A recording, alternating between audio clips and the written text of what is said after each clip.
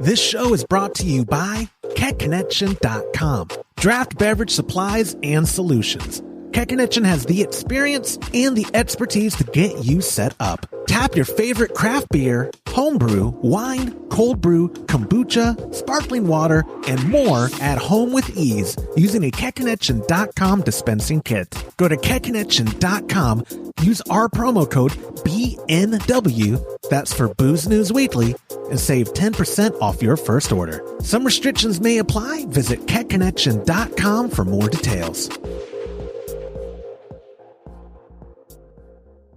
Coming up on this episode of Booze News Weekly, Modelo releases canned ranch water, and Molson Coors owes Stone Brewing $56 million.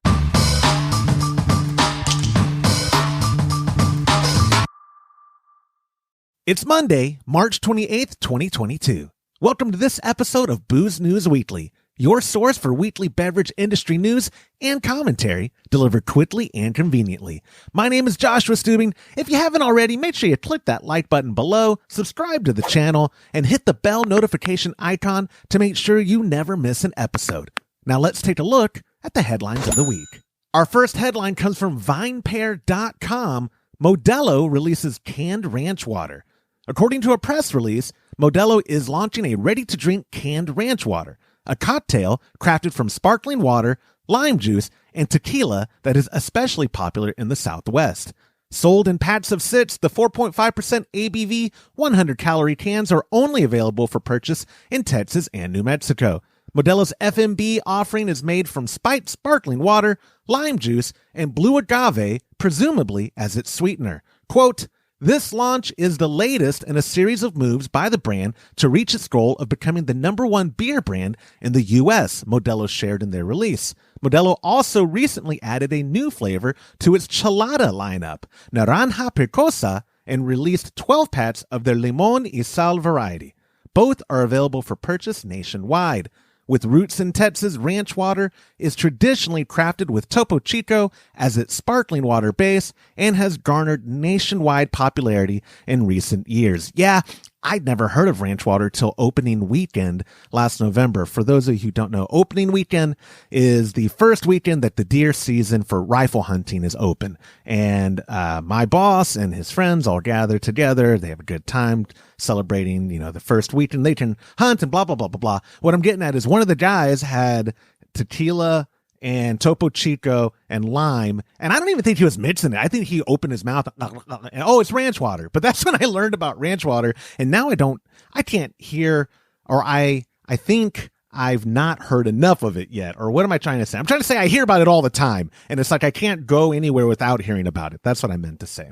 It's crazy. I think Topo Chico has its own ranch water as well. Maybe this is the new thing in Texas or in the Southwest where we see this trend of people mixing tequila and sparkling water, which I believe the water is just to give you enough volume without losing your inhibitions too much, because you don't want to get kerschnockered on the tequila, but you want to be able to enjoy the drink. So I imagine that's what the sparkling water's for, and give it some of that carbonic bite that is satisfying, especially on a hot day or something. So yeah, let me know in the comments below, are you interested in trying ranch water? I could tell you, as someone who got kerschnockered on tequila when he was 16 and hasn't had a drop of it since, because I just, at the thought of it, is ranch water something you've heard of? Is range water something you're interested in? Is it, it's just tequila and sparkling water. Seems like the easiest thing in the world to just make at home, but I guess, what do I know? I've said that every episode, I think. Moving on to our second headline of this week, Molson Coors owes Stone Brewing $56 million over the Stone branding. This comes from Reuters.com. It's kind of a follow-up to a story we did in a previous episode. A San Diego federal jury said Friday that Molson Coors must pay craft brewery Stone Brewing $56 million for causing consumer confusion with ads for its Keystone brand. Molson Coors branding infringes Stone Brewing's, quote, Stone trademark, the jury said after a 3-week trial. It also found that Molson Coors did not infringe purposefully. A Stone Brewing spokesperson confirmed the $56 million award with Reuters, and Molson Coors spokesperson Marty Maloney said in a statement that the court still had to resolve several defenses raised by the company and that it was considering its options for an appeal. Quote, "What we learned through this trial is that Stone Brewing's lawsuit was not driven by consumer confusion and that Stone Brewing has a $464 million debt to pay to their private equity investors in 2023, Maloney said. Stone Brewing co-founder Greg Koch said in a press release that it was a, quote, historic day for Stone Brewing and for the craft beer industry. Escondido, California-based Stone Brewing, one of the United States' largest craft breweries, sued Molson in 2018, arguing that its focus on the word Stone and Stones without key in advertising Keystone Light and other Keystone beers infringed on the brewery's trademarks. Stone Brewing told the court that Molson Coors had been losing significant market share to craft breweries and rebranded Keystone to capitalize on Stone Brewing's goodwill. Molson argued that its beer would not confuse ordinary customers and that it has used Stone in reference to Keystone since before Stone Brewing was even founded in 1996. U.S. District Judge Roger Benitez rejected Stone's bid for a preliminary block on Molson Coors ads in 2019, but called Stone's case moderately strong at the time. Again, like I said when we were talking about this lawsuit before, how interesting. I thought they would probably award some kind of damages and money to Stone. I don't think it was even half of the full amount. I think Stone wanted some triple digit mega moolah, but 56 million is not chump change, right? I see all sides of it. Looking at the can, like I said before, with Keystone, little bitty key, big stone. Is that a coincidence? I don't think anything at that level of marketing is coincidence or an oversight. I just don't think that's true. I think craft breweries or the mega breweries, what's the word I'm thinking of? Big beer. I forget the other word for big beer, but they are macro breweries. Thank you.